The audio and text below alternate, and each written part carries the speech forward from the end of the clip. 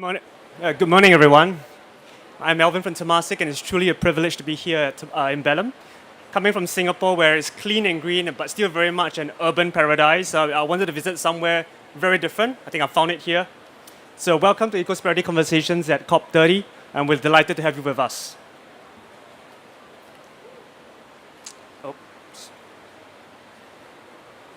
So I lead Ecosperity, which is Temasek's sustainability, thought leadership, and advocacy platform. Today, together with AIGCC, we're tackling a key theme in climate finance, adaptation, and resilience. Our goal today is to make it real, tangible, and very much focused on value creation. But before we dive into the panel, a quick word about Temasek and Ecosperity. So Temasek started in 1974, so a little over 50 years ago. With a portfolio value of $350 million. Today, that very portfolio stands at about $434 billion. We have grown 1,200 times, implying a 14% CAGR since inception. We are wholly owned by the government of Singapore, but we operate independently and fully on commercial principles. We're now also a global investor. We operate across 13 offices, spanning 9 countries.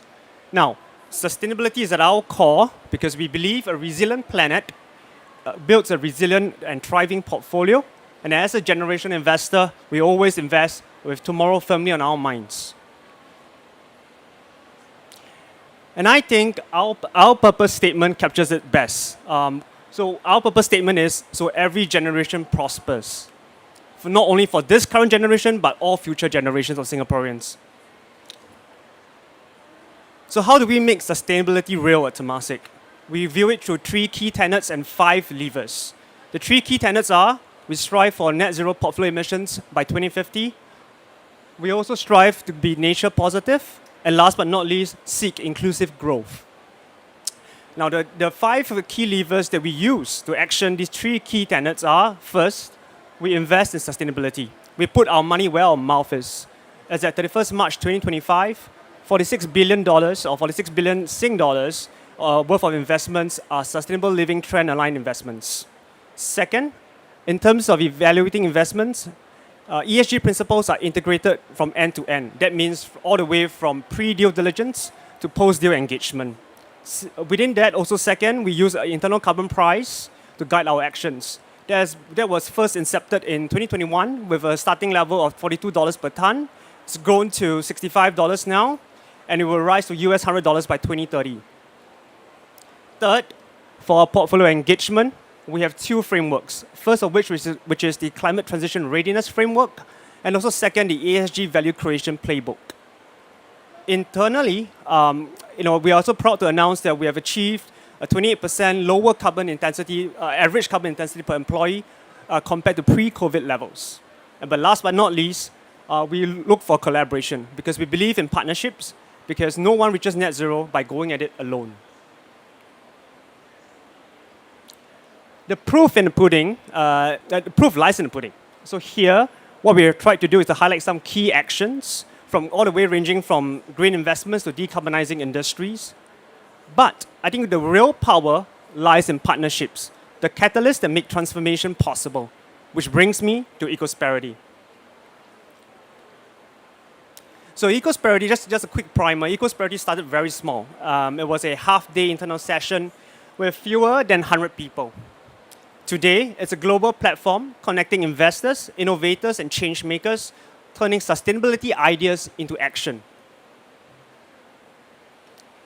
Our flagship event, Ecosperity Week, is one of the leading global sustainability gatherings as it continues to go from strength to strength. In this year's edition, we had more than 4,000 participants, 3/4 of which are senior leaders in their respective industries, and 1/3 of them came from overseas. So it's very much a dynamic mix of ideas, energy, and collaboration. We think this serves us very well because at Ecosperity, we are very much action-oriented and outcomes-focused. Now, before I close, a very quick friendly plug. After all, what is an introduction without a teaser? So for next year, Ecosperity Week 2026 will take place from 18 to 21st May in Singapore at the Marina Bay Sands Convention Center. The theme for next year will be Asia's Race Towards 2030, powered by innovation, driven with intent. And we hope to see you there. Now, to wrap up, To wrap up, Temasek has grown from $350 million to $434 billion today, guided by one purpose: so every generation prospers. Our sustainability strategy rests on 3 tenets and 5 key levers. And through Ecosperity, we aim to turn vision into action, bringing together capital, ideas, and people for a more resilient future. Thank you, and with that, I'll pass the reins over to Rebecca. Rebecca, please.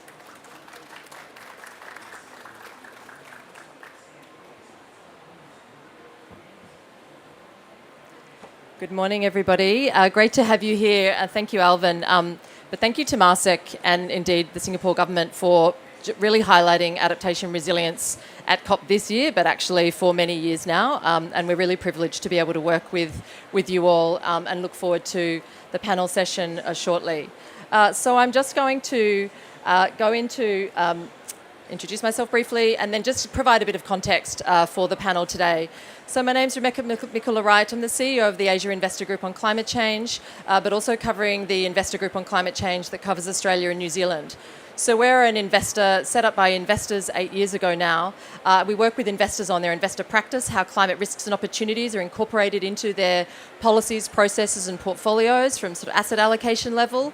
We facilitate corporate engagement with some of the world and the region's most systemically important emitters as part of global initiatives. And we also facilitate engagement with policy makers and regulators across the region so that we can scale up capital flows into to address the risks and also to take advantage of some of the opportunities that climate change presents, as we're going to hear a bit more about.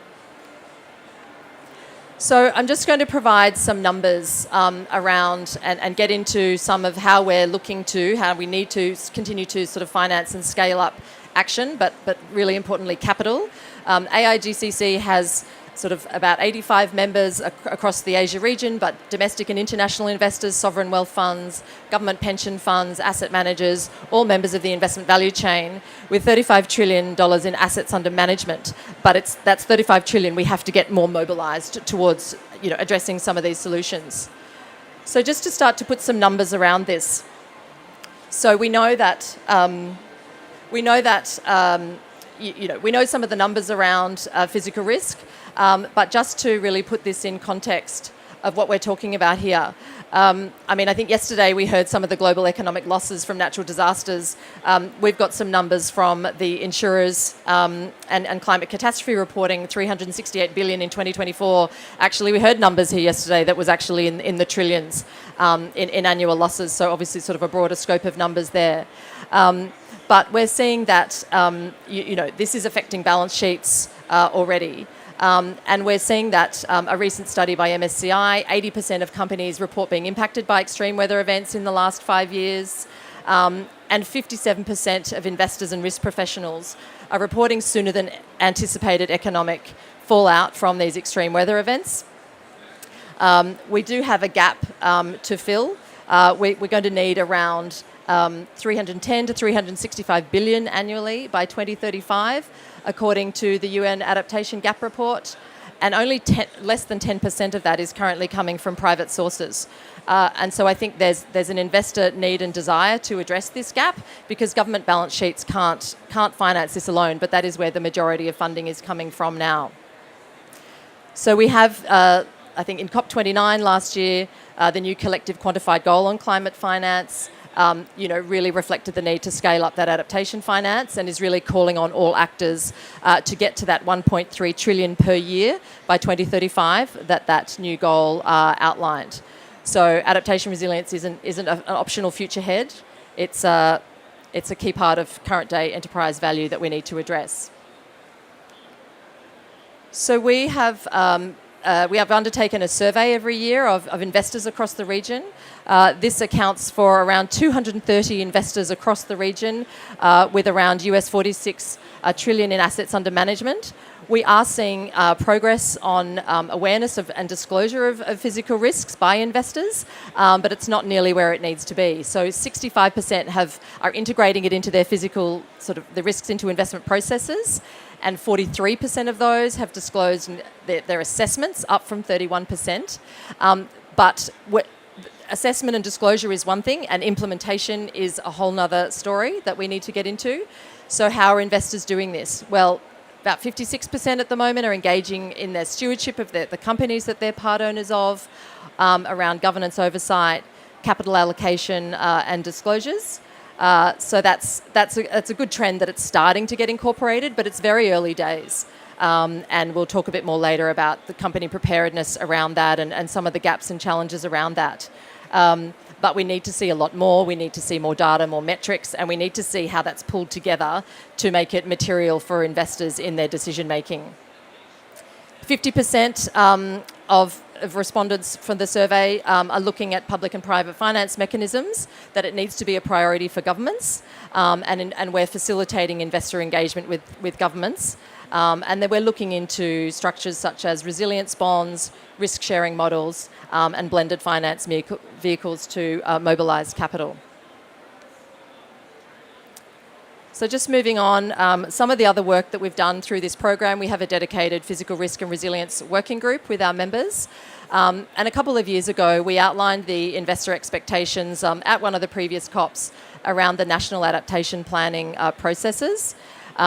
And that these processes are really significant because it enables countries to identify and address their medium and long-term priorities for adaptation measures, and what are the systems and capabilities that they need to make adaptation an integral part of their development planning, decision-making, and very importantly, budgeting.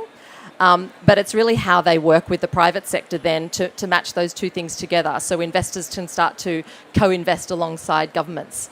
And so that's why the national adaptation forms are a really key part of these building blocks for certainty for investors to bring those private capital flows in. So this year we conducted an assessment of 9 Asian markets' national adaptation plans, and then we benchmarked it against 7 investor expectations, and then mapped it against certain elements of the national adaptation plan process.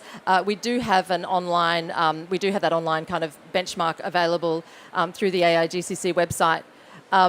But across these 9 markets, we saw some of the key priorities that we need to work with governments to help stimulate private investment. So some of these high-level ones are having more granular climate risk information publicly available and accessible, and this needs to be ideally legislated and then regularly updated, over sort of several year intervals.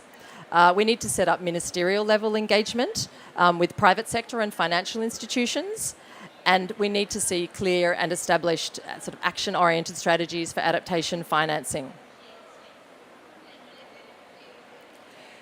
So just in terms of some of the gaps that we're seeing in this space, so across those 3 areas you see there, so the data and capability set, we really need, there is a lot of data and there are a lot of tools out there, but it's actually bringing it together in decision useful ways. So we need, granular climate hazard data, supply chain vulnerability mapping, adaptation cost benefit analytics. These are all quite underdeveloped despite sort of the data and the tools that are currently out there. We really need to bring them together. A lot of markets across the region have interministerial or interagency coordination on adaptation planning, but there are big gaps that remain around availability and accessibility of this climate risk data. Again, that's decision useful for investments. There's a few good platforms in the region. We're seeing Vestap in Korea and APLAT in Japan have demonstrated some potential on how governments can enhance transparency and accessibility of data on climate hazards and risks. But we're yet to see a lot of other markets have developed similar platforms, and then how they communicate these assessments effectively, particularly at sector level. We need to start seeing adaptation built into sector plans that are currently being developed at sort of the sector level and subnational levels as well. On the bankability gap, the projects are struggling to generate viable revenue streams. And so there's uncertainty around how investors can, work within this to finance the development and work in this NAP process. The disclosure and within these national adaptation plans, we need to have an investment plan that clearly sets that out with priority infrastructure projects, for example, at national level. So investors it's clearly signposting where they might be able to direct their investments. And of course, we're seeing the mandatory climate risk disclosure that's starting to come up throughout the region with different timelines. This is still inconsistent at the moment, and we really need to see that increase in disclosure across the region, and that will really help investors as well. And just finally, to wrap up, so just a couple of opportunities, and then we'll get more into this in the panel. There are opportunities out there. There are things happening now.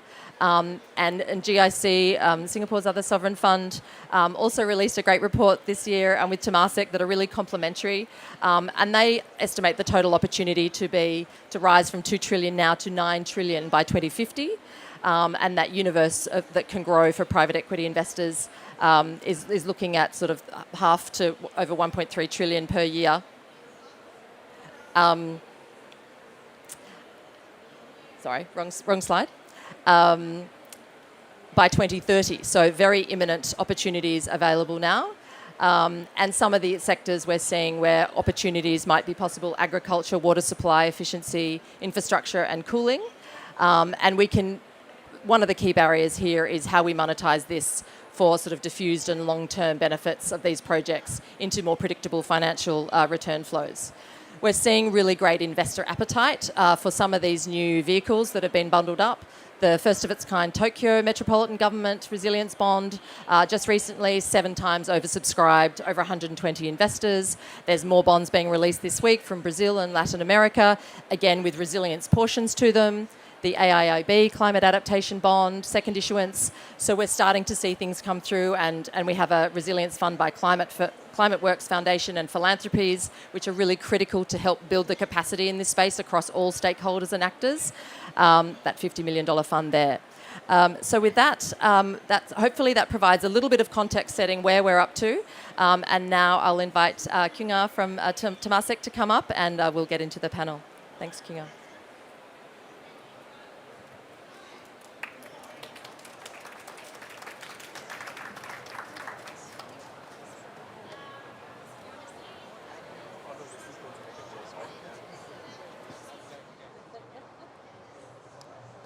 Well, good morning, everyone. Welcome. I have the privilege of actually moderating this esteemed panel.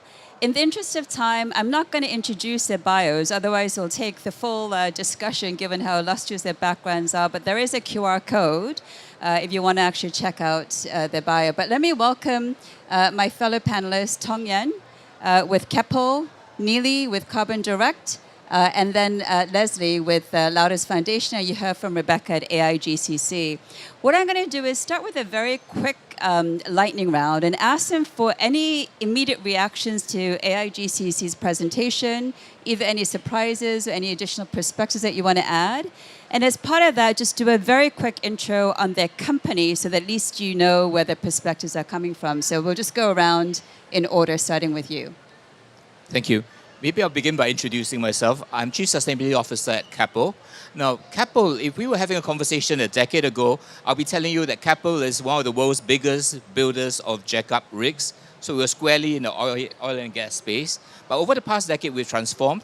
We've exited the rig building business. And we now use the same engineering capabilities to look at developing solutions that contribute to decarbonization and sustainability, connectivity, and so on.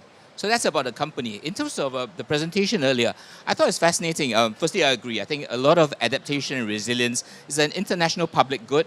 So it faces all the challenges associated with making a case for investing in public goods. But I would say that, and again, the report says that as well, there's been a lot of progress since TCFD was launched about a decade ago. I think companies today have a lot more disclosures.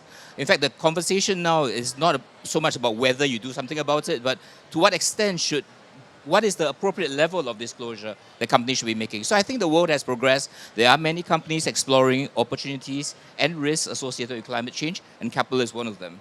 Okay, great. Nili? First of all, thank you for having me. It's great to be here at COP30 and in the Singapore Pavilion. I'm Nili Gilbert. I'm the Vice Chairwoman of Carbon Direct. And Carbon Direct, we actually have 2 separate companies. As vice chair, I sit across both, but most people are sitting in one or the other. You have Carbon Direct Capital, where we're investing in climate solutions, including nature-based solutions and technologies for industrial decarbonization. On the other side of the business, you have our client-facing scientific advisory business. If you only remember one thing about Carbon Direct, please let it be our science team, which is about 90 people, over 70 PhDs on staff working to solve these problems and meet these opportunities. So, Rebecca, in your presentation, one thing that stood out for me and I'm looking forward to learning more about is the mapping that you did on the national adaptation plans. And this is a really timely topic also here at COP.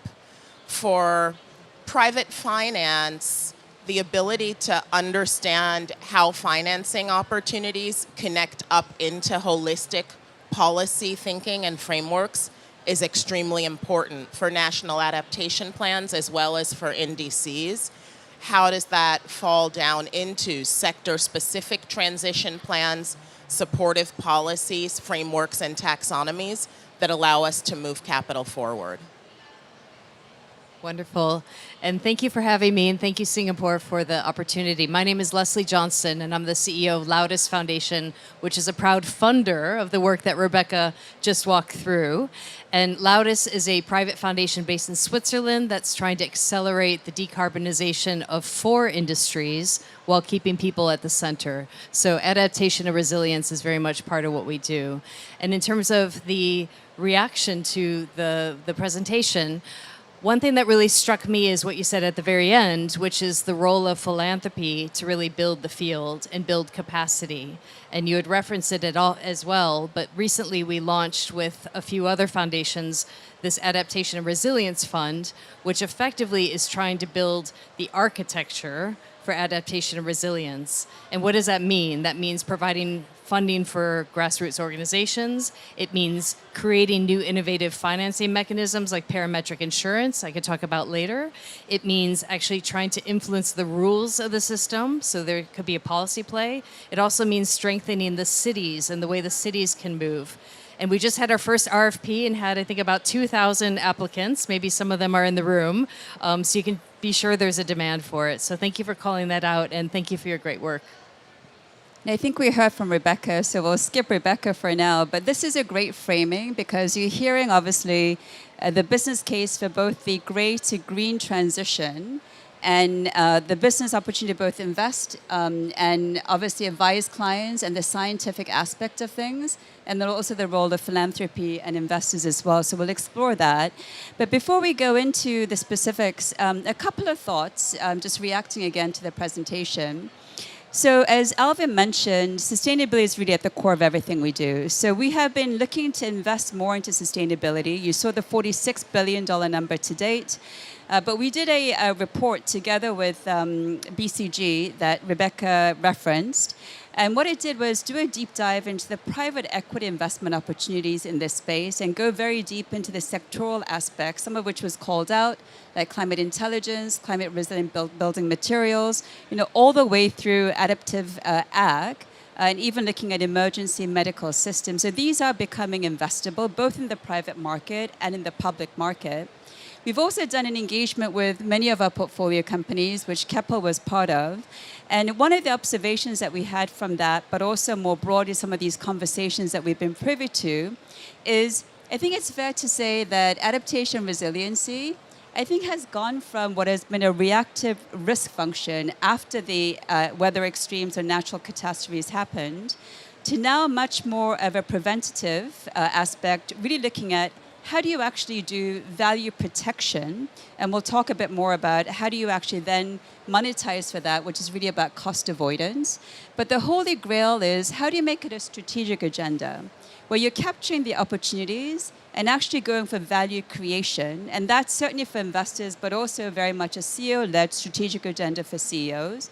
So let's double click into some of those aspects and start with a high-level perspective on what are we actually seeing in terms of financing flows and what's happening on the ground and what are the challenges. And I'm going to start with Nili because she has both the nature-based solutions purview with Carbon Direct, but she also sits on the board of Brookfield, which is one of the biggest asset managers and infrastructure investors, and also Rockefeller Fund as well. So from your purview, what are you seeing in terms of the flows and what are the challenges?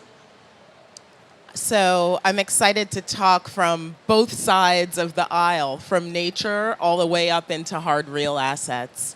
On nature-based solutions at Carbon Direct, we invest and advise in this space through projects that generate carbon credits. In our standards for high-integrity carbon removal, which we publish annually with Microsoft, we point to the fact that there's a lot of work you need to do to define carbon integrity, but focusing on integrity around adaptation and resilience is also extremely important in evaluating the durability of projects. Adaptation and resilience, tools like introducing biodiversity helps to improve watersheds, minimize flood risk, fire risk, and other interventions like this. So this needs to be a part of just how we think about what a good project is. And the challenge, of course, is how do we get those markets to scale? These projects are often primarily funded through voluntary carbon markets, and increased standards for integrity and quality will be a big part of getting more buyers to come to the table. Singapore, and through Temasek and also Gen Zero, has been a leader in advancing these practices, not only in the voluntary carbon markets, but also through Article 6.2 transactions. And one of the things that we are calling for here at COP is greater connection between those regulated government carbon markets and the voluntary carbon markets. And we need to see standards that advance adaptation and resilience come forward in both. And then I would also say just a little word for the role that community engagement and community benefits planning provides in developing resilient projects. When communities have ownership, government rights, decision-making, this also helps projects to be more resilient over time. From the Brookfield asset management side of the business, hopefully many of you know Brookfield. This is a company that invests private capital, and we call it the backbone of the global economy: infrastructure, real estate, a lot in renewable energy and transition assets. I sit on the board of directors, and the board's role, of course, is risk management and as well as long-term value creation, to your point, Kyung-Ah. And on the risk management side, it's just part of fiduciary duty to understand and manage the physical risks that may present themselves to our assets. This requires holistic thinking as well as very localized, place-based and asset-by-asset understanding.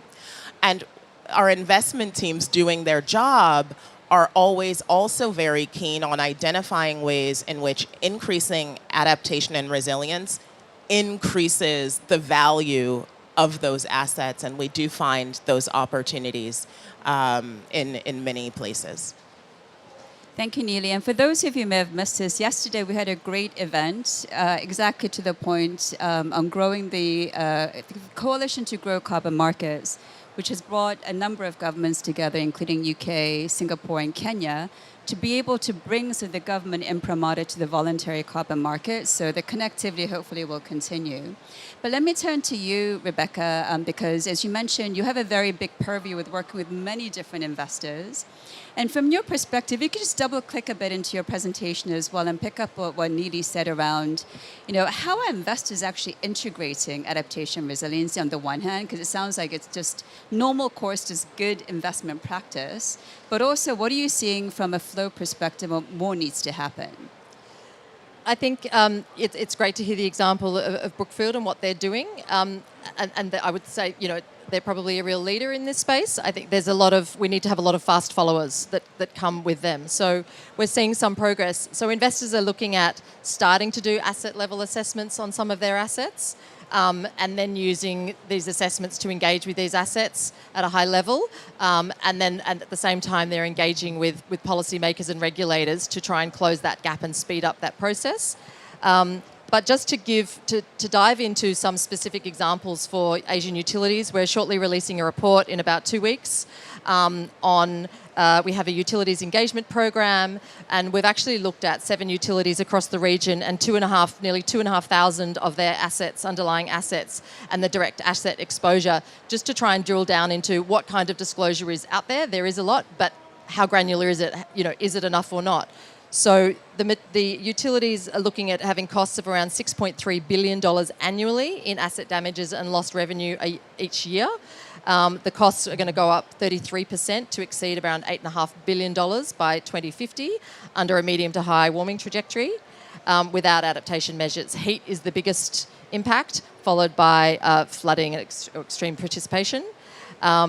So across these 9 criteria, we look at exposure and vulnerability, governance and risk management, implementation and capital allocation. 9 of these 11 utilities conducted scenario analysis. Great, that's a good high number, but only 7 at a site level. Only 5 have quantified and disclosed the forward-looking physical risk impacts through increased costs and reduced earnings. None of those utilities have disclosed adaptation-related expenditures or their policy engagement actions. So that just kind of gives you a level of, okay, you start to look at the high level, but when you drill down, how much information is there? And there's kind of less and less. So this is what investors are doing, looking across their very high exposed assets, obviously the utilities, the dependencies of that particular sector for other sectors. So that's a key focus. So investors have to look where their biggest exposures are, how they can engage with them. And they're also doing this collaboratively because investors, they don't have enough resources, they don't have enough people compared to sort of the companies to address this. So we're trying to build that investor capacity. At the same time, we have to do the corporate engagement. At the same time, we have to do the policy and regulatory engagement. We have to take this systems approach. And we are seeing this is speeding things up. We're getting policymakers, companies and investors in the room in Indonesia, Malaysia, Japan. We want to do this in other markets, and that's helping to accelerate these conversations instead of these bilateral conversations. So we've got all this access now, but now we need to build capacity at all these different levels. So we're doing everything everywhere kind of all at once, but we're really starting from quite a low base, generally speaking. So I might leave it there. We can dig into some more things. Yeah, and I think one of the things that really hits home, because we integrate physical risk as well, and I think it's fair to say among many investors we have this conversation where you are now getting to understand the exposure because you have a lot of data providers as well as ideally geolocation data, but assessing what is the true vulnerability, how do you measure for that cost, and what are companies actually doing to actually reduce that, whether it's diversification, de-risking, or whether it's adaptation measures, is incredibly hard. But we're lucky because we actually have a practitioner here who both has an asset management arm, but also does the actual infrastructure development. So we'd love to hear from you, Tong Yen. Like, what are you doing vis-a-vis both the risk management side of the equation, but also where you're seeing the opportunities? If you could give some examples of this, that would be very helpful. Thank you. Well, firstly, I think there are a few ways that companies are looking at climate risks and adaptation.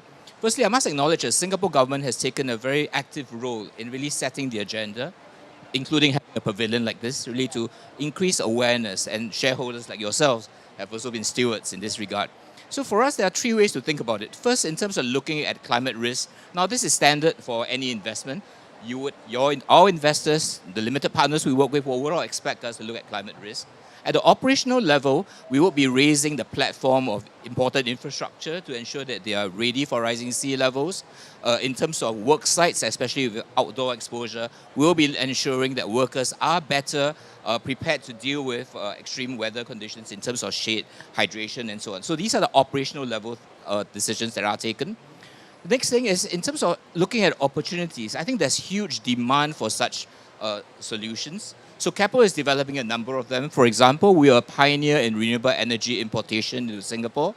We are developing Singapore's first hydrogen-ready power plant, which will start operating in the first half of next year, so it's just months away. We also developed and are operating Singapore's first dual-mode water treatment plant that can treat both seawater and reservoir water. So that allows the treatment of water to be more energy efficient compared to pure desalination.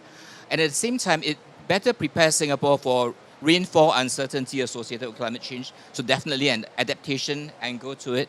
And on top of it, Brookfield is a leader in this space, but Capital has also morphed to become an asset manager and operator. So we are able to work with limited partners, many of whom want exposure to these real assets that are not readily available in the market. But through a partner like Capital, they can come in, they would be able to work with us and invest in these assets. And along the way, it's a viable model for us because we are able to earn fee income, right, both from an asset management perspective and in terms of operating the assets. So we find that there's a viable business model for us to look at various climate-related solutions. I think you're hearing the integrated approach is actually very important. We heard that on the nature-based solution side. We're now hearing it on the infrastructure side because oftentimes people view water as just an infrastructure project, but it does have climate mitigation, but also climate resiliency, and being able to integrate revenue, I think makes it a lot more investable. But you also touched upon some of the worker components. So let me turn to Leslie.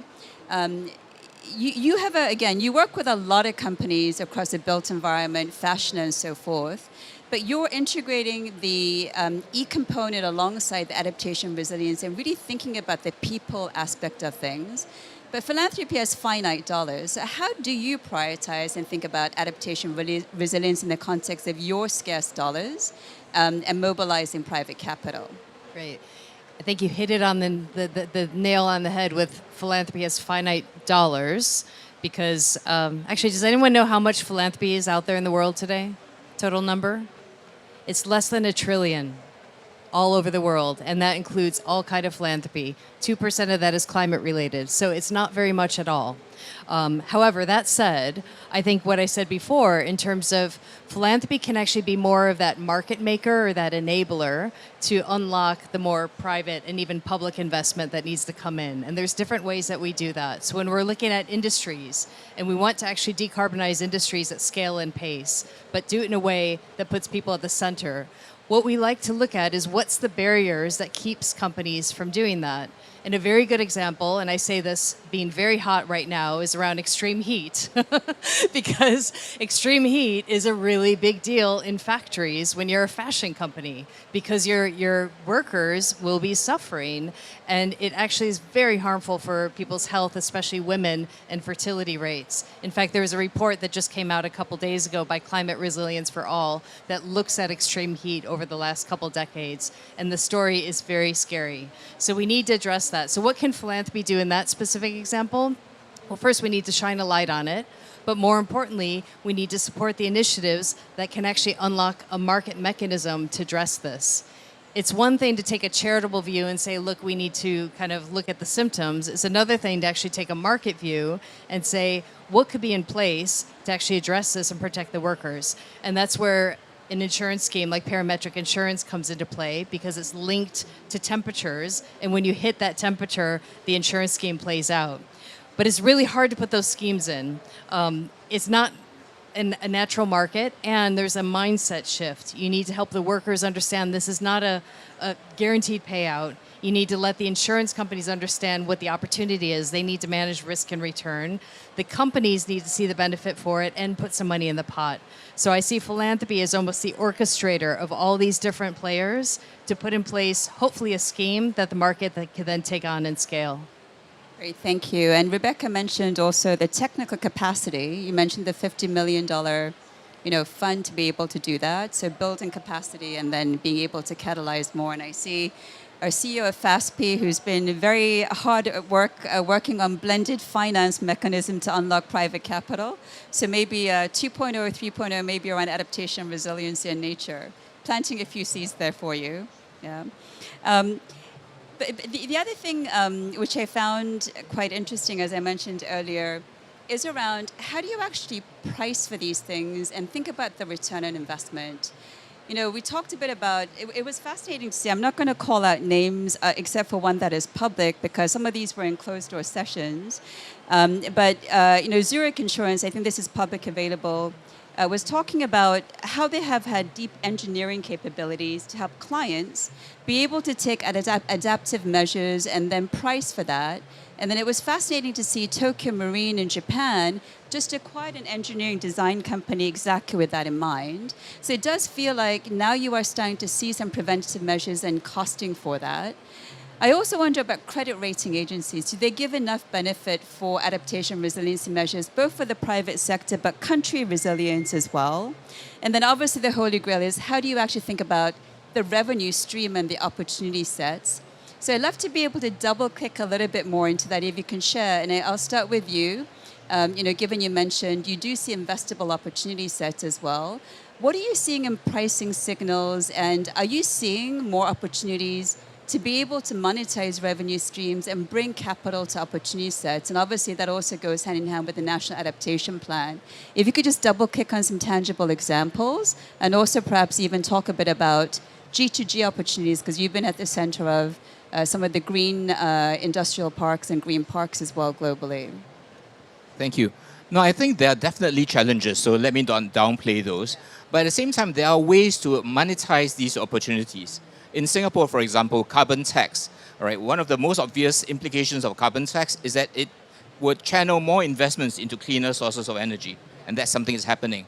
Yesterday, Ambassador Ravi talked about Singapore's Long Island project, where the idea is to actually build a long island along the Singapore's eastern coast, which serves as both protection from rising sea levels, while creating opportunities for real estate, for recreation. So there is a monetizable angle to doing coastal protection, rather than purely as public spending. And you mentioned Tianjin Ecosperity. I used to be the CEO of the joint venture in China. What's interesting about the project is that it started in 2008 as a collaboration between Singapore and China. So that's 7 years before Paris Agreement, many years before SDGs. But at that time, the thinking was that we can work together to develop a city that meets many environmental criteria. And China set as one of the criteria, in terms of site selection, it must be a place that is dry, lacking in fresh water. So in some ways, although we weren't talking about the language of climate risk at that time, inherent in that thinking is dealing with climate change. Right? And one of the things that was done to make it viable is that attractive land price was given to the joint venture, but in return, you have to set higher environmental KPIs in terms of renewable energy utilization, in terms of green transportation, in terms of green building standards, and so on and so forth. So, more than 15 years have passed. The city that started from really wasteland has now more than 150,000 people. It's demonstrating that with the right incentive structures in place, you are able to encourage green developments that contribute to adaptation and resilience. Yeah, it's a great example. And you may not need to call it climate, you can just call it good business. But if you can take a holistic approach, what the art of the feasible is.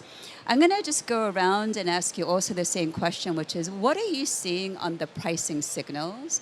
And also, how do we think about taking it from a cost avoidance to an opportunity set? Just go around, yeah. Nili? Yeah. So I'm so happy you ask about pricing because it's the core language in which finance speaks. And maybe sometimes when we talk about adaptation and resilience or even physical risk, it sounds kind of qualitative. And so you're getting down to the quantitative aspect. In nature-based solutions and in carbon markets, I actually wanted to come back to the topic that you raised about thinking in a more integrated fashion. Yeah. You remember how I was saying that nature-based projects that have adaptation and resilience qualities are they're just higher quality projects. And so you'll find among buyers a higher demand for such projects in the market. But you don't really see it in the price, not in an organized way. There's kind of a loose correlation between projects that have better water attributes, better biodiversity, better contributing to higher adaptation and resilience, but it's not, I can't tell you that the value of this is X dollars. On the other side, though, in the markets, you'll hear new ideas coming forward around things like specifically biodiversity credits or water credits that tries to put more of a specific price on these advantages.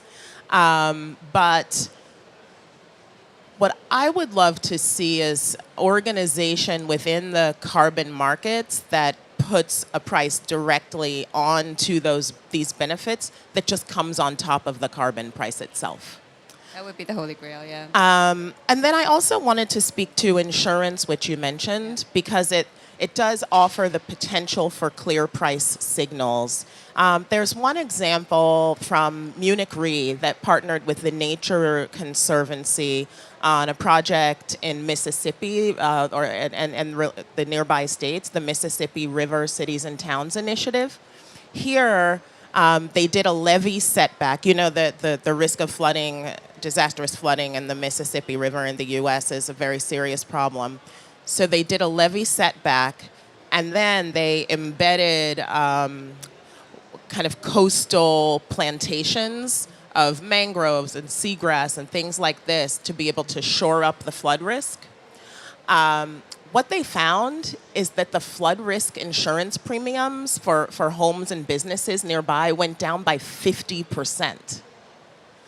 And so now they're working to be able to put in place specific parameters around what the nature of that value is, and also to be able to bring it into pricing in adaptation bonds and resilience bonds, which you mentioned in your presentation, Rebecca. And we do need common taxonomies and standards for what the definitions are in that market. So I think that when you talk about insurance, but then also talk about improved insurance premiums, also improved interest rates in the bond market, that this starts to become interesting, and again is in the language that finance can understand, and we need to find more tools for that. The last thing I want to say on this, though, is that insurance, one of the challenges is that insurance contracts are annual. They get repriced annually. And so while insurers may have a sense of what the long-term cost curves and risk curves are for insuring different assets, the market doesn't always know what those forward-looking projections are. And so one thing that companies should think about is, and we should all think about, is how do we engage with the sector to gain a shared long-term understanding of what these costs will look like, so that we can take it into account in our financial decisions and in prices. And I think you illuminated some of the challenges that we see in our day-to-day work as well, which is when we have some conversations with companies around how you're addressing physical risk, oftentimes it comes to insurance. But then we tell them, well, it's an annual thing. The cost of insurance can go up, but in some locations, insurers are pulling back. Right? So no you signal. can't depend on it. And then there's a time horizon as a long-term investor. There's these chronic, but also very much, acute and chronic risks. And how do we think about the longer-term risk is incredibly challenging. And I'm going to prepare some of my good friends. I see Yiling at MSCI, who actually held a closed-door conversation and is at the forefront of some of these data sets and working with investors. I'm going to ask you to share some of your perspectives at the tail end. And I also see my colleague, Ning Min from Gen Zero, who's been investing into nature-based solutions and talking a little bit about some of the quality attributes in the absence of policy enabling these things to be monetized, that Nili mentioned, that would be the holy grail. I think we've invested into ratings and thinking about stacking some of these attributes. So I'll come back to you at the tail end. So just be warned. I'm going to pull you into the conversation. But Rebecca, if you could just double-click into these things, and I'll come to Leslie in a minute. Yeah. Sure, I'll just stay on the insurance piece just for a moment. There's a couple of great examples. So insurance costs and things, we're insured, we're covered. It's like, well, if your asset isn't resilient, insurance may go. There's a great example of a shopping centre in Hong Kong through Link-REIT, and they worked with the insurer. They looked at what would make the asset resilient, and it lowered their insurance premium. And so there are some great examples in Vietnam. There's another shopping centre raised by over a metre. It's a resilient asset for the community, the investor, the companies inside, etc. Really, actually, shopping centres are becoming critical assets. So there's quite a few examples. There's hospitals in the US. There's a lot of those examples of building that resilience in. It is impacting, it's lowering insurance premiums. So I think there's a benefit there. But I think kind of on broader pricing signals, I think investors are looking for those overarching policy and regulatory signals and need to engage for that through the national adaptation plans, into the sector plans, getting down to that level of granularity. They need to have the confidence and the directionality of where that's going, including getting that into taxonomies, as we've heard, the ASEAN taxonomies starting to embed that in there. So I think it's a combination of things. We've got bottom-up things that we're already seeing, some great examples. We've got to have that match with that top-down, the policy and the regulatory settings, so that it gives that broader, that larger institutional capital confidence. And how do we start to scale up, aggregate through bonds, more of these platforms, showcase these example case studies, use the example of FastP. How do we replicate that for adaptation resilience? So we've got a lot of those building blocks there, but we just need to lean in and replicate them and scale up for different investors with different risk appetites. Just talking about taxonomy, the Climate Bonds Initiative does have a climate resiliency taxonomy, and Tokyo actually just issued the very first climate resilience bond. So just FYI, on top of, hopefully you all take a look at our report, and then MSCI and Gary has done also a report in the context of public markets as well, alongside the GIC one that you mentioned. So hopefully you all take a look at it. So Leslie, you mentioned parametric insurance as well, and you're doing a lot of innovative financing mechanisms to really, again, benefit the communities as well.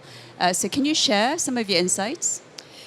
Sure, yeah. And this is really where I think philanthropy can shine, because as the saying goes, if it exists, it's possible, so make it exist. And we're trying to make things exist as an example that others can replicate.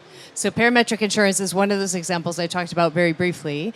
We're also experimenting with different bond formulations, and also through partners trying to influence, our partners are trying to influence through research and case studies how central banks actually can tilt toward green bonds to actually make it more attractive to invest in greener companies.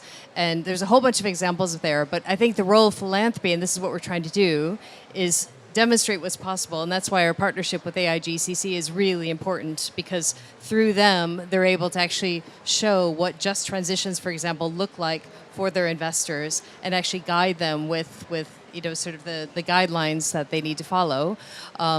What we found is that through some of our academic partners like LSE, we've set up the Just Transition Finance Lab. What we're trying to do there is actually showcase what's actually working and what's not working so others can learn from it. This knowledge goes nowhere if it's not taken up. So what's really important is that we need to show that there's a business case for this, but then also partner with organizations that have 35 trillion of assets under management, a lot of assets, who then can actually incentivize their members to take it up. So I think it's a very exciting time for philanthropy to play in this space. I would actually say that there's very few philanthropies that are playing in this space, and we need more. I think well said. And what I found, I'm still learning more about insurance products, but what I found really interesting about parametric insurance is that after a risk event, when you need help ASAP, oftentimes insurance companies take time to understand and do the payout, versus parametric insurance, if you exceed a certain threshold, it's an immediate payout when the community needs it as soon as possible. So I think those types of innovations that philanthropy is helping to drive, yes, I think is absolutely paramount. If I may, before we go into policy conversations, and feel free to say no, because I know I'm literally calling you out from the audience, but can I bring you into the conversation, Nili? Can we pass a mic? Is that okay?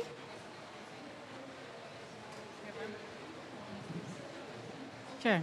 Yeah, do you want to stand up? And Yeah, sure. Okay. A good friend and been at the forefront of MSCI. I have a question, as a follow-up to the insurance question. So thanks for giving me the opportunity. I'm Linda Eileen Lee. I'm head of the institute at MSCI. We're one of the largest sustainability and climate data and index company, and many of the large institutional investors are our clients. So on this particular topic, we recently had done a survey of 550 companies, public and private, across 15 different markets, large, medium, and small. And one of the things that we found was that so many of them are have already been impacted by a range of extreme weather events. 80% of them, and it's really actually quite pervasive. And then surprisingly, many of them are actually taking very very concrete steps. And the majority of them actually report that they're seeing some benefits either from when they've put in resilience measures, that they are attracting investor interest as well as they're seeing it in insurance premiums. And so those are all very good news, and I think generally much more positive maybe than investors think in terms of just looking at their exposures. So a couple of interesting features though, which tease up my question, which I haven't been able to ask anyone, so I hope somebody on this panel knows.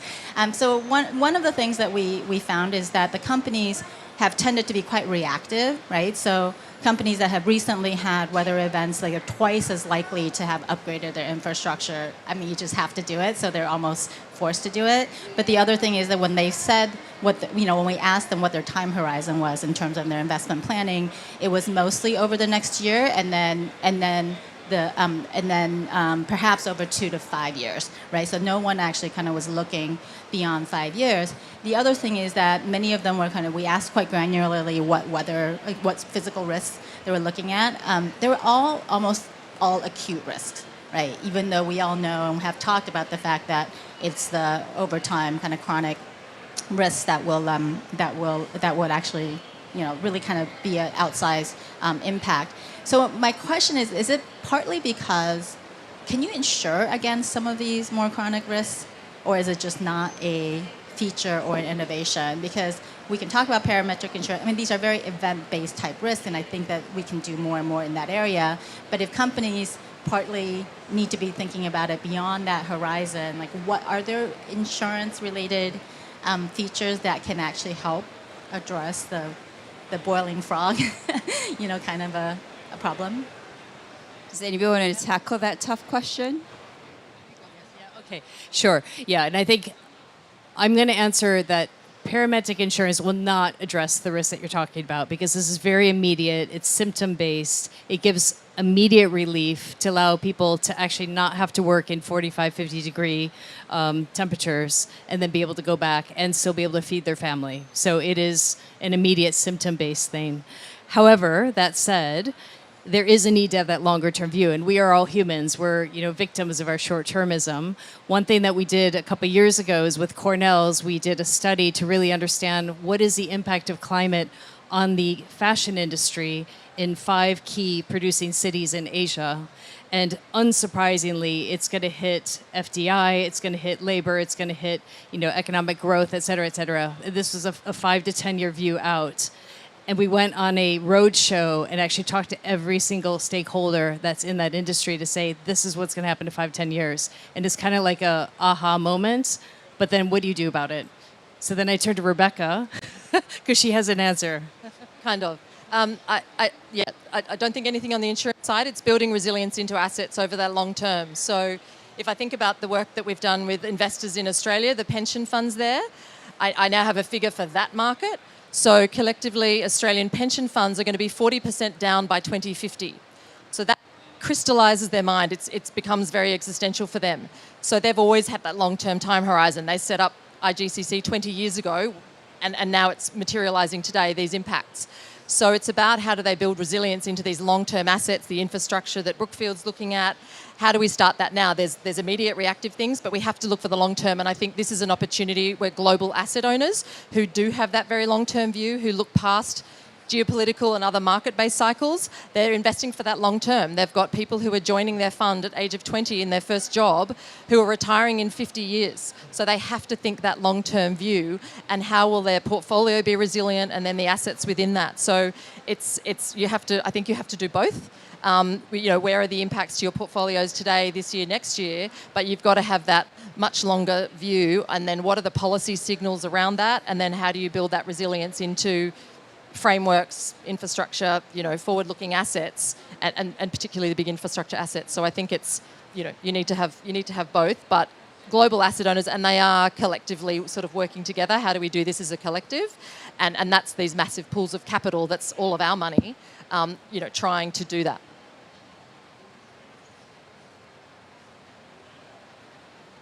I think it's a research opportunity. No, but I think it's a real thing where in some of the conversations that I've had, even government folks are saying, if I take adaptation resilience measures, is my sovereign credit going to be better? Is my insurance premium for all of my private sector companies going to be better? And how do I think about the long term?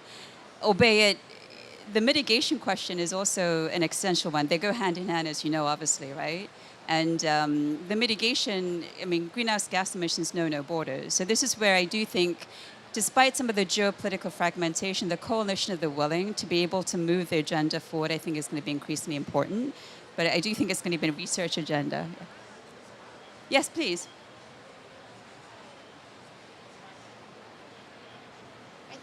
Sorry. Hi, I'm Julia from Petronas. It's a Malaysian national oil and gas company. So the way we're looking at it, and it's not myself, but it's my colleague that looks at it, but the way I think we're looking at it is threefold. So the first one is your physical risk right away. So that is that 5-year, 2-year, 5-year time horizon. And we're kind of looking at the major risks, right? The second step of how we're looking at it is the long-term, kind of 10 years, 15 years out, because we do have old assets. Our assets will continue for many years to come. So we do look at that long-term horizon as well. And when we look at that long-term horizon, we kind of broaden the risks of what we look at.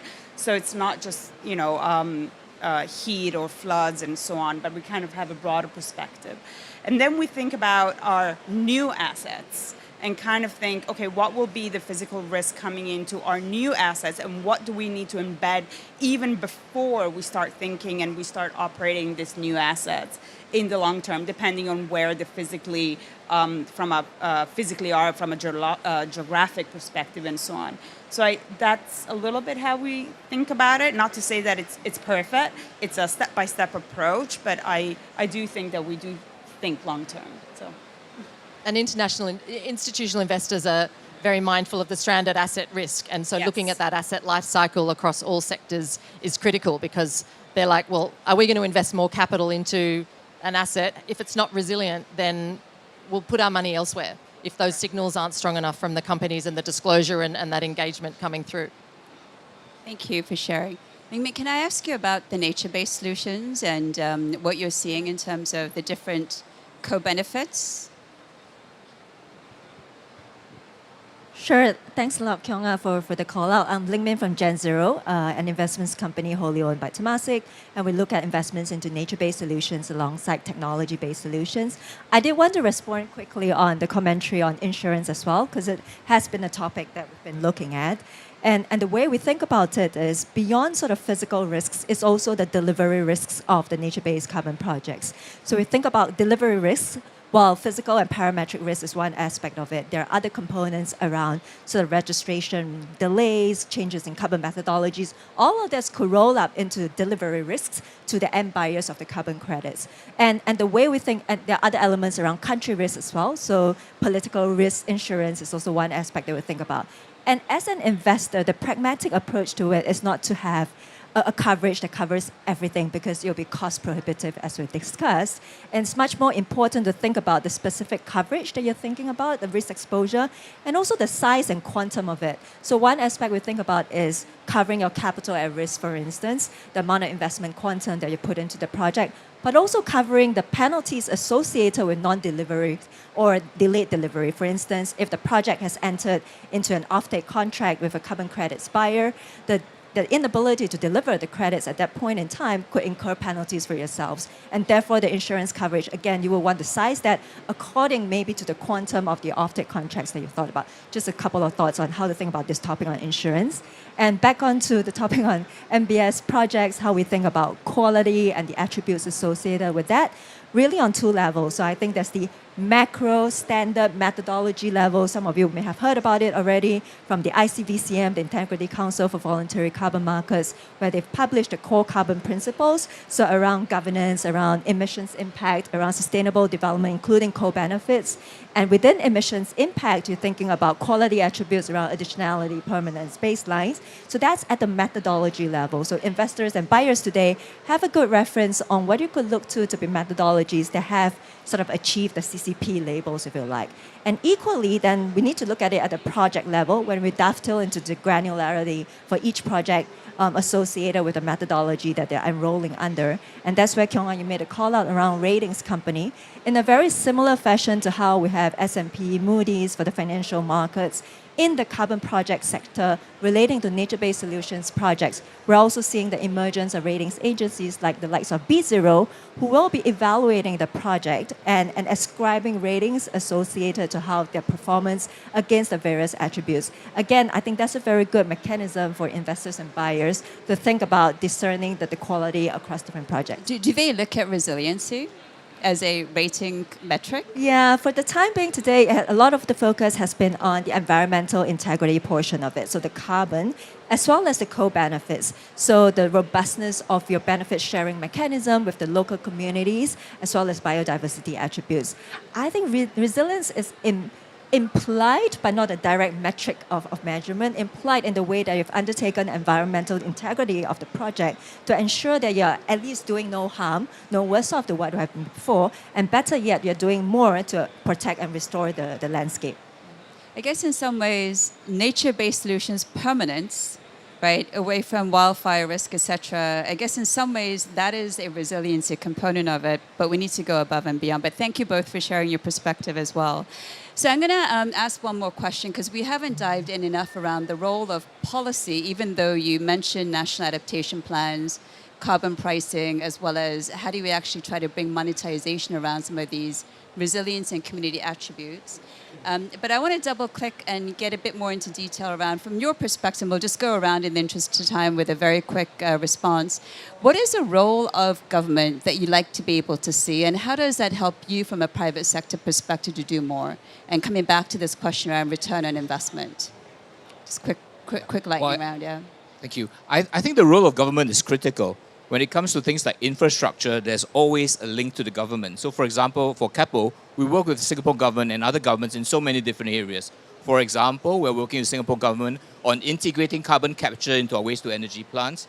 We are working on the possible development of an ammonia power plant. We work together with the Singapore government and with governments of other ASEAN countries to implement the Laos, Thailand, Malaysia, Singapore Power Integration Program, where renewable energy is exported and imported into Singapore through 4 countries. Clearly, these are all examples where the private sector has a role, but really the government also does provide the overarching landscape for us to look at some of these solutions. So people will always think of the government first when it comes to adaptation and resilience because they see it as a public good. Just as you said with philanthropy, I think we should also be precise about which things require public finance and which can actually be done by the private sector. I wanted to recognize the paper that Temasek published with BCG on this topic, very specific, going into solutions that are just investable today in adaptation and resilience. You know, and then the next step for public finance is to think about how it can engage in public-private partnerships that de-risk private investment to be able to crowd it in. And then with the remaining precious public dollars, you can do what's needed the most. But obviously, financing things isn't the only thing that governments can do. We've all talked about the needs for better and better integrated standards and policies and frameworks. The widening adoption of ISSB, which includes TCFD principles, is a good example of that. And I think also signals. The government can also signal what good looks like in a way that gives other sectors comfort and incentive to move forward. So, you know, in philanthropy, we like to talk about systems change. And core to systems change is changing the rules of the system. So that's the role of government. And it's really important on the rules side that the government can create the incentives and the disincentives to do this. An example, in Bangladesh, we've been able to get into the proposal going to the government a heat framework that will help the country understand the impact on its millions of garment workers. And if the government says this is important and incentivizes businesses to address it, then it will happen. So that's super important. But I think also the signaling is really, really important. It's not only guarantees and funding, but it's also signaling that this is the right direction and incentivizing that through some sort of tax incentive scheme. We're seeing that that's very effective. And these adaptation plans, like in India with heat, is influencing the rest of the region. Super important. And without that, we wouldn't be able to do the work that we're doing with the private sector. I agree with all that. I think a lot of it's been said. It's the signaling is critically important, from NDCs to national climate risk assessments, taxonomies, the disclosure regimes, sector plans. So they're those critical high-level signalling, as well as the sort of the bottom-up blended public-private partnerships is really critical. But I think just on that point that you touched on, interdependencies, resilience, there's interdependencies at community level, at asset level, at governmental level. And so I think just to add that the transboundary risks that we need to now take into is obviously within a country, within a market, and all of those policy and regulatory settings. But markets have to talk to each other, because supply chains are not limited to one market. They're interdependent across markets. So really having a region-wide approach, trading partner approach through the ASEAN taxonomy is really critical. So this is some work that we're starting to get into and really trying to facilitate and get some comparability across different markets, who's doing what. That's why we did that baseline assessment. That's why we're doing across different utilities with MSCI about the report that I talked about that's coming out in a few weeks. So transboundary risks. And those interdependencies, so interdependencies of global supply chains right down to that regional level with communities, I think is, and the government coordination that's required to do that at all levels. Can I just ask you to double click on that for a moment? Because I think there is a view that, climate mitigation and GHG emissions know no boundaries. But when it comes to adaptation resilience, it's very local and place-based. But you're alluding to the fact that it's very integrated systems risk issues, supply chain, which obviously can be, even though fragmentation right now, but despite that, the supply chains are still integrated. And then you mentioned transboundary risk, right? Country dependencies. Can you just talk about some examples where we need to be aware that there is actually transboundary dependencies, not just localized? Well, I think from the investor perspective, I think supply chains are the easiest way to sort of visualize how that works. I mean, we saw back in 2010, it was the first example that I think woke everyone up that the Thai auto industry was flooded. Global implications for the auto industry. We're seeing that with chips, with water supplies in Taiwan. It affects the global industry for smartphones, EVs, everything. So that's what, and you see the disruptions. Airports can't get products out of a market. So, you can point to lots of examples that we're all very familiar with on a daily and weekly basis. And so I think that's the risks that investors think about, and those transboundary, because it's not one market that can do anything about it. It requires this partners, companies, investors, the policy settings. It has to be integrated, and when the gaps become very apparent, and that's when you start to try and plug the gaps and realize you've got to plug a number of gaps at the same time. I wanted to make a quick point on that as well. You mentioned as well the geopolitical environment, reshuffling. It's interesting because I actually see an opportunity for adaptation and resilience thinking to come into the market right now because of the challenges that exist geopolitically. I've had some conversations with CSOs, Chief Sustainability Officers, that have been able to partner with chief operating officers at this time as supply chains are being reevaluated, perhaps for other reasons, not just geopolitics, but going all the way back to COVID, where supply chains just became in focus for non-sustainability reasons. But once you're reshuffling them, you have the chance now to say, are these assets resilient? What are our supply chain partners doing to de-risk from a broad perspective? And at this time where there's so much going on around the world that sometimes we feel it's hard to keep climate at the top of the agenda, I love it when we find opportunities to assert climate opportunities also through other themes. I'll just add, the US is having their own experience right now, but in Australia we had 10 years of, pretty toxic climate policy where resilience was the only thing we could actually talk about. And we could actually engage constructively with a government who stripped climate from, national sites and so on. So absolutely, it's an opportunity at a political level, but at a real sort of economy solutions level as well. Do you want to...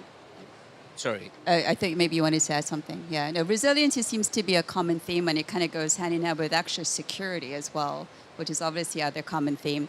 I'm going to open it up to the audience to see if there are any questions or further comments that people want to share, because I know we have a very informed audience. Otherwise, I can keep calling people out. Please. Yeah, I was just going to ask the panelists if there's any views. Obviously, Do you mind introducing yourself? Sure. My name is Evan. Evan Guy. I'm with a consulting company called Global Counsel. My question is, the global goal on adaptation and the indicators around that are being negotiated here in Belém. Do you have any hopes for that and how that translates and impacts this sort of discussion and the impact on investment and financing and how that will help this equation?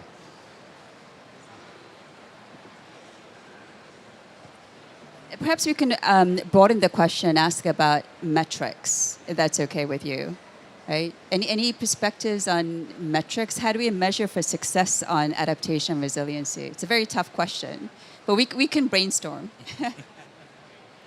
I guess just to go to that point, I think the reason that AIGCC put out investor expectations of national adaptation plans about 2 years ago now was to try and insert that private sector view of what is needed in these national adaptation plans to allow capital to flow. So I went through sort of earlier in the presentation around sort of some of the key aspects that that we're looking for, and so I think it's early days, and so I think governments working with private sector, bringing them into the conversations at all levels of policy and regulatory design, as well as investment vehicle design and the risk return profile that's needed for private sector investors or blended vehicles. So I think getting more into that conversation and hearing from that private sector voice, which is really only relatively recently come into that from a large institutional capital pool perspective. So we're a bit more engaged in that conversation, and being here and having events like this is an opportunity to try and influence and get people to hear about what is out there, where the appetite is from investors to try and support that process.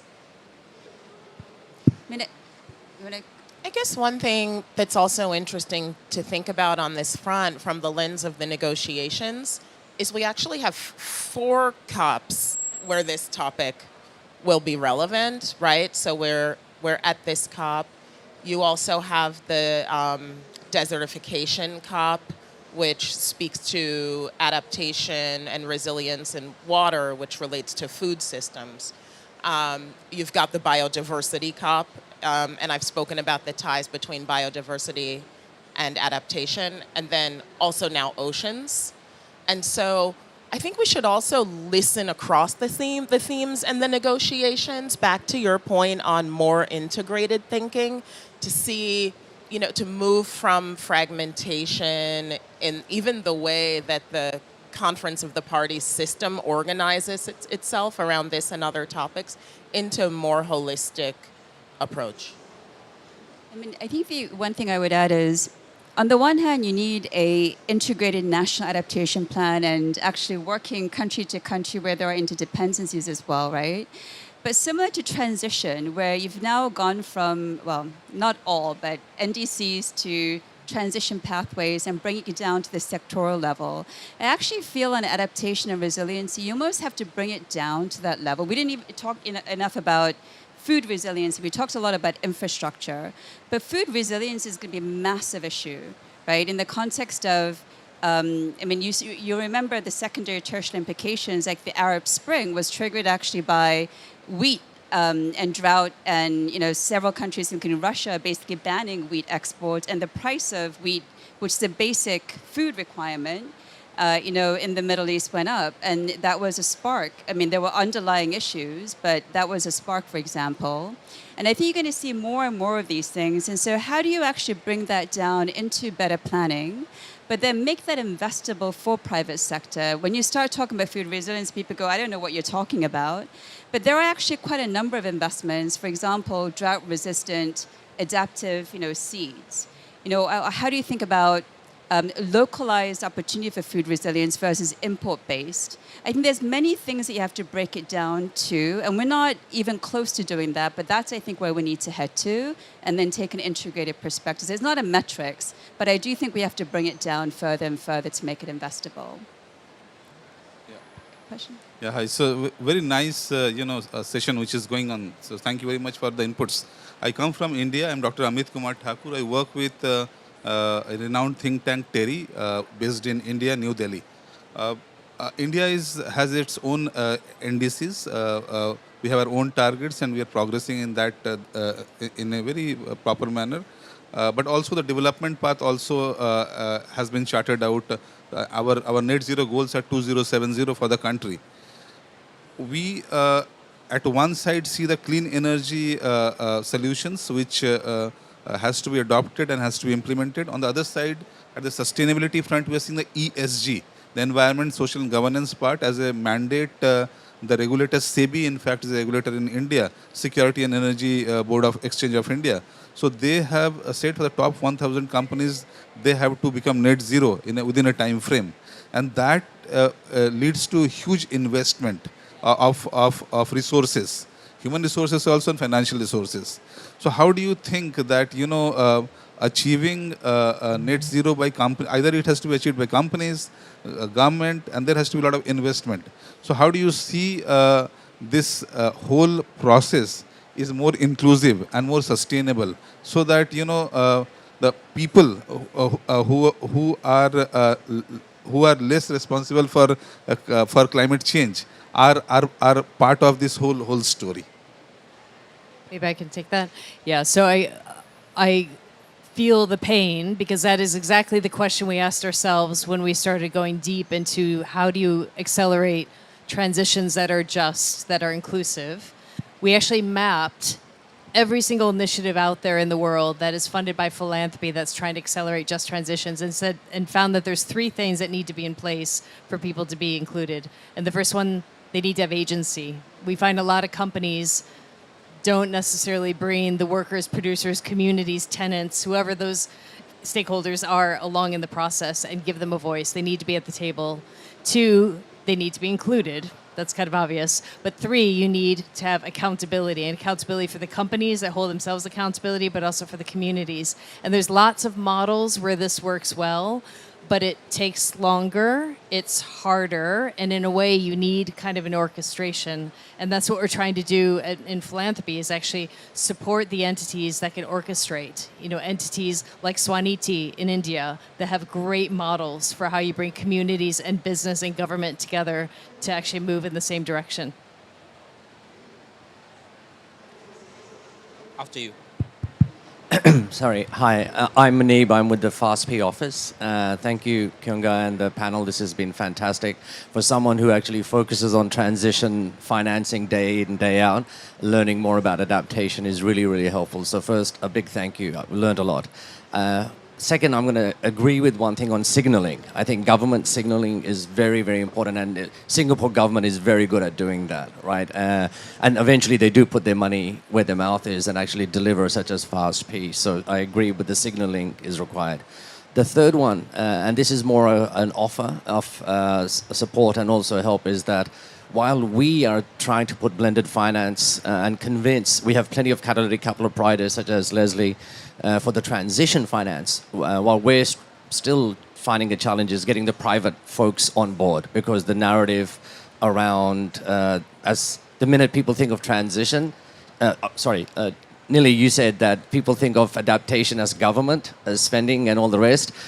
Transition is less so, but even then, getting private sector to put money there is tough. So I feel for when you bring in the adaptation financing discussion, I can see where the private sector runs towards, right? They just don't want to talk. So I think that offer on how do we get that narrative, both for the transition financing to the private sector or adaptation financing is something that FASP would love to sort of at some point discuss with you and learn from yourself. Maybe what Kyung-Ah said, FASP 2.0, 3.0 is going to be called FAP, Financing Asia's Adaptation Partnership. So with that, thank you.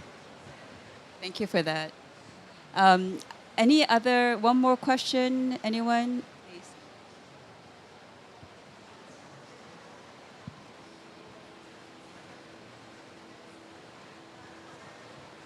Thank you all for all your insights. Very, very helpful. I'm Professor Ting Lin at Global Sea Level Rise Model. I'm also a contributing author to the Global Assessment Report on Disaster Risk Reduction by UNDRR. So kind of overall topic, very, very much relevant, resilience pace, financing and investing for our future. So kind of curious, for instance, from sea level rise perspective and also some of your earlier question as well, how do we look into the short term versus long term? So one way inspiration could come from also a different field. For instance, an earthquake. So what we're experiencing right now, sort of going from hazard all the way to risk to impact on people, on infrastructure, on ecosystems, and kind of try to put a dollar sign on those from global or regional or local levels across time scales from 1 year insurance reinsurance horizon to 5 year, 10-year strategic plans to a century or kind of scale, sort of very scale, is to kind of tie in also those maybe short-term multi-hazards, how, for instance, sea level rises increasing, basically compounding flooding hazard versus long-term tying down for a sort of existential threat.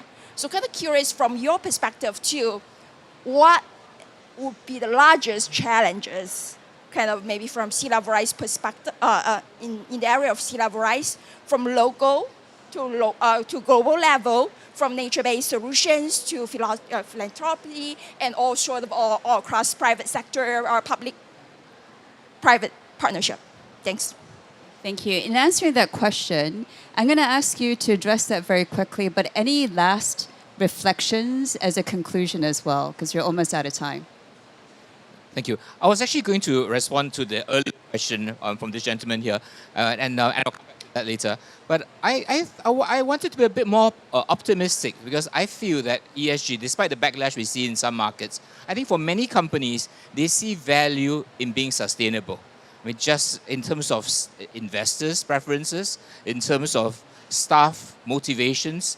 Many staff in Keppel, we have a survey, and the staff are proud to work for a company that's contributing sustainability solutions. So I think that I think there is positive momentum, right, in the bigger scheme of things. Coming back to climate change and sea level rises, I think it's a challenge that companies have to deal with. For practical purposes, we will take steps such as raising the platform levels beyond existing levels to deal with rising sea levels. In areas that are more prone to flooding, such as Ho Chi Minh City, we would have very regular flood drills, right?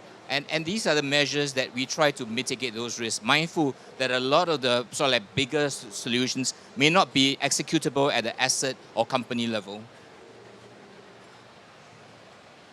So, in a concluding thought and bringing together this both of these topic questions about short-term versus long-term, I think that one of the major challenges for long-term planning is that, the IPCC pathways that we have, they're scenarios, not forecasts. And I love how the IPCC overlaid the social scenarios on top of the warming scenarios in recent years, because the reason they're scenarios and not forecasts is because so much has to do with what we do and how we operate. And so then planning into the very long term becomes difficult. I think best practice is scenario planning, where you actually are looking at multiple different futures and thinking about how you'll respond in each of them. I can't tell you the exact answer to the biggest risk challenge for this reason. It really is local. Like, the biggest risk is different in different places. One that really keeps me up at night, though, is extreme heat. Especially when it's combined with humidity.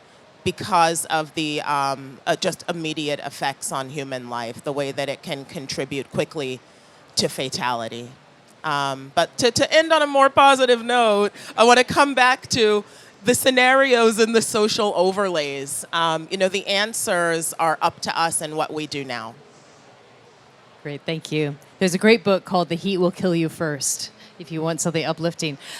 Okay, so that's a huge question. I can't even begin to answer it. But what I did want to call out is what I would love to see, and this is the biggest barrier, is we need to change the way we think of value and what we value.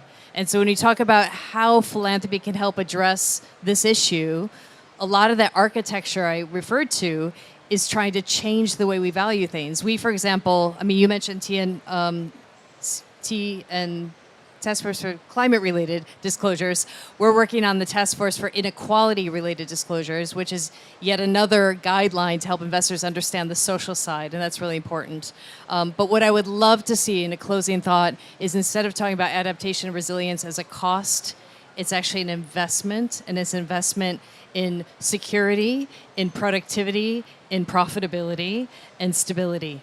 And so it's something we need to do, and it actually is a very positive thing. I guess just to your question in terms of sea level rise and risk, we engaged with some banks in Asia a couple of years ago, and what we found is they're using the wrong data. They're not using granular enough data, and they're saying, oh, we're all okay with 1 metre sea level rise. We're like, well, actually, what if you looked at 5 metres plus? So that's starting to change because we're getting better data sets. We're pointing out, that they probably need to do some different scenario analysis and look at different scenarios and more extreme scenarios than what might be considered palatable depending on the bank and their exposures and so on. So I think that's that. We talked about sort of data gaps and so on and how to address that before. But I think weaving these things together, we can't think about adaptation resilience in a silo.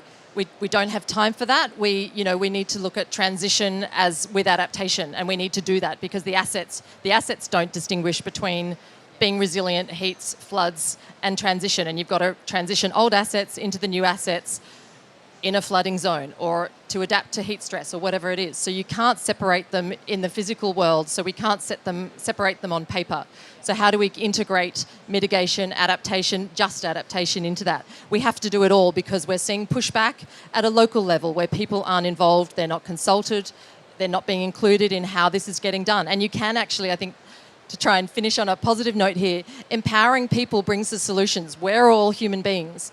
We know what lethal humidity can potentially do to us today, but more broadly speaking, so how do we bring the solutions to our food, our agricultural systems, which connects into the logistics, the supply chains, the trucks, which go to the airports, which feed into global supply chains. We are part of the system. We are the system. So empowering each actor in the system. And I think events like this here, this is where we talk about the solutions, hear the solutions, get inspired, get empowered to bring everything together. So COP is a massive accelerant and a point of leverage for us to use.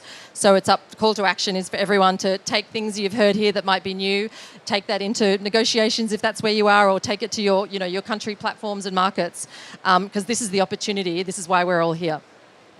I think it was well said, and for me, I think you illuminated how are we really moving from the value protection now towards value creation. We need the price signals.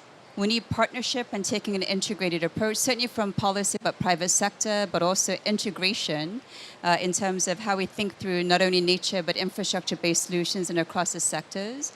And I think importantly, someone said very wisely in one of our Sustainability Council meetings, there is no adaptation in a 3-degree world. And right now, the latest numbers I saw is 2.8 degrees. Somewhere around 2.8 degrees is where we're headed.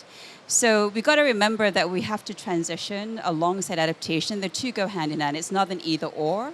And we also have to think about the long-term time horizon, but immediate actions as well. So I just want to end on a call to action that we have to do both.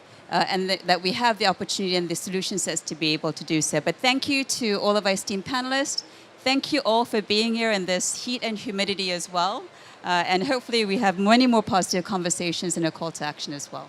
Thank you. Thank you.